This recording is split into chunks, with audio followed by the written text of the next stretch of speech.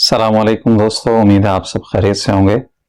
آج پھر ایک نئے موضوع کے ساتھ حاضر خدمت۔ دوستو، امریکہ کی ایک ریاست میں ایک بوڑھا گزشتہ 20 سال سے اپنے سامنے ایک بڑا کانسا رکھے بھیک مانگ رہا ہوتا ہے اور ہر آنے جانے والے سے ایک ہی سوال کرتا ہے کہ اللہ کے نام پر کچھ دیتے جاؤ۔